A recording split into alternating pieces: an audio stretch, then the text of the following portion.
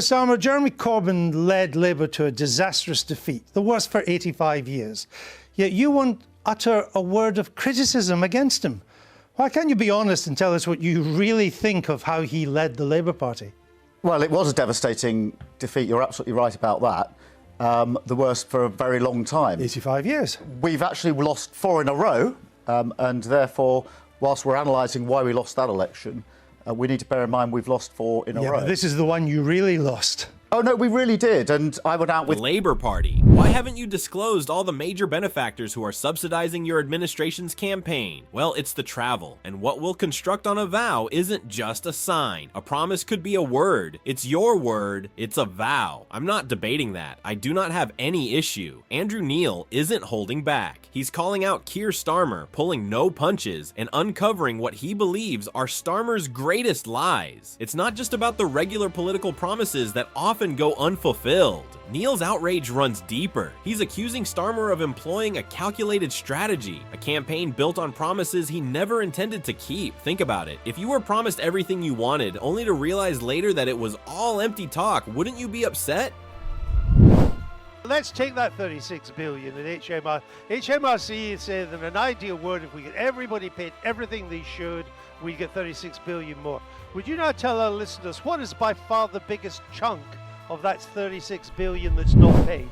Neil isn't just another pundit, he's a seasoned journalist, someone who's made a career out of grilling politicians. This time, he's focused on Starmer, and he's not letting go. Neil is convinced that Starmer's actions go beyond simple broken promises. He believes it's all strategic. Starmer wanted power and was willing to say whatever it took to get it. Neil is digging into every promise, every claim, every trace of misplaced trust that Starmer has left in his wake. And here's the real question. If a leader consistently breaks promises, can the public trust them? Neil isn't stopping at policies. He's going after Starmer's character, stating it's time for people to see the truth. This standoff between Neil and Starmer isn't just another political debate. It's a call for accountability. So let's dive in and see precisely why Andrew Neil is calling out Keir Starmer and why so many believe he's right. Andrew Neil is making it clear he's had enough of what he sees as Starmer's deceit. He's calling out Starmer not just as a politician, but as the leader of the Labour Party. Neil is digging deeper than just policies. He's targeting the entire image that Starmer and Labour have tried to project, one of change, of standing up for the people. Neil argues it's all a facade. He's been vocal about how he believes the Labour Party has abandoned its core values under Starmer's leadership. I think he can do some things that will improve matters, but this will not be a transformative government. He doesn't have it in him to be transformative. The cabinet isn't good enough to be transformative either. So I think it's the best you can hope for is that things get a bit better. And, even that would be something. He cannot just do gloom and doom to the party faithful. Neil thinks it's time for the public to see what's really happening. He's not pulling any punches, uncovering what he believes is a pattern of deception that doesn't align with the principles Labour was built on. Andrew Neil's frustration is about more than just a few broken promises. It's about what Starmer stood for before he gained power and how quickly he abandoned those ideals. Starmer promised real change, changes that resonated with people seeking a shift in leadership. But according to Neil, once Starmer was in office, those promises vanished. Take, for example, Starmer's vow to improve social policies and drive economic change. Neil points out how these promises were central to Starmer's campaign, yet now they seem like empty words. Neil's not letting him off the hook. He's pressing Starmer to explain why he's backtracking and why so many of his key pledges have been ignored. For Neil, this isn't just politics, it's a betrayal of trust. This isn't just about broken promises, according to Neil. It's about strategy. Neil believes that Starmer's lies aren't coincidental or the result of political pressure. Instead, he sees them as deliberate. Neil's theory is that Starmer never intended to change anything. The promises were made to gain public support, but real change was never the goal. Neil's point is that Starmer's actions are calculated, that he always planned to play it safe, to keep things as they were while giving the illusion of change. Neil argues that the lies aren't just disappointments, they're part of a broader plan to maintain power without upsetting the status quo. This, Neil believes, is where the real deception lies. One of Neil's key points response is that we need more voices calling out politicians like Starmer. He believes there's a lack of accountability in politics, and that journalists have a duty to press leaders for the truth. Neil argues that more people should be willing to speak out, challenge, and hold leaders to the promises they make. According to Neil, it's not enough to sit back and let politicians get away with empty words. He's pushing for a shift in the media landscape, one where leaders are consistently held to the standards they set for themselves. Neil states that if more people spoke up, it would be harder for politicians like Starmer to break promises without facing consequences. Neil's criticisms extend beyond campaign promises. One of his major concerns is how Starmer's policies impact the UK's elderly population, particularly with the rising cost of living and energy bills. Neil contends that Starmer's approach is careless, especially when it comes to older pensioners who struggle to afford heating in the winter.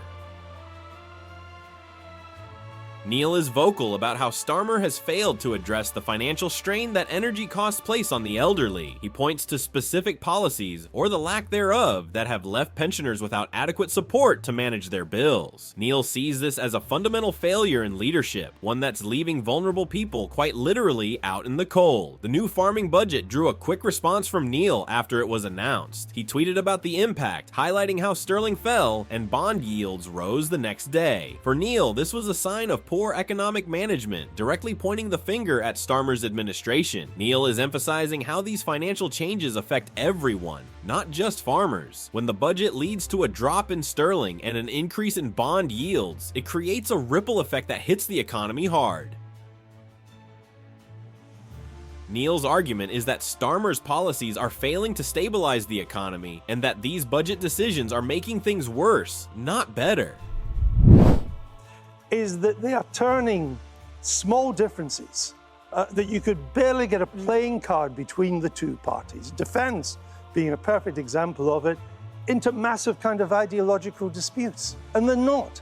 And it cheats the people. Take Labour's defence policy announcement this morning on the nuclear deterrent. That's exactly the same as the government policy. There's no difference. Is there a difference?